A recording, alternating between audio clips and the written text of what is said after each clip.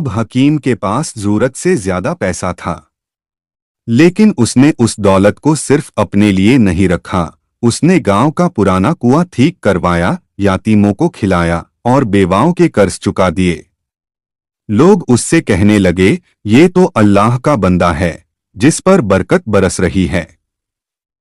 लेकिन हकीम जानता था ये सिर्फ एक इम्तिहान है। एक रात शैतान ने उसके दिल में वासवासा डाला, अगर रात को खोला तो शायद और ज्यादा पैसा मिले।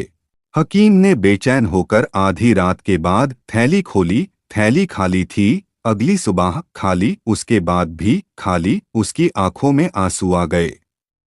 सजदे में गिरकर बोला, या अल्लाह माफ कर दे, मैंने हमेशा तुझ पर भरोसा रखा, लेकिन एक पल के लिए अपनी लालच से हार गया। उस रात उसने सपने में दोबारा वही बुद्धा देखा। बुद्धा मुस्कुराया और बोला, हकीम, असल इम्तिहान तो तुमने जीता। पैसा रखकर भी खुदगर्ज नहीं बने। थैली तो एक जरिया थी।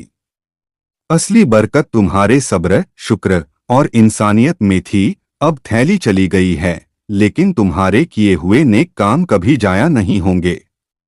और वाकई उसके बाद हकीम की जिंदगी में बरकत का सिलसिला कभी नहीं रुका। लोग उससे सिर्फ एक थैली वाले आदमी के तौर पर याद नहीं करते, बल्कि एक खुदा पर भरोसा करने वाले मोमिन के तौर पर याद रखते हैं।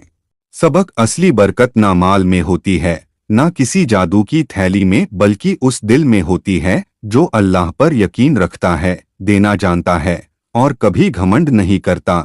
और ऐसी इस्लामिक स्टोरीज के लिए हमारे पेज को फॉलो जरूर करें।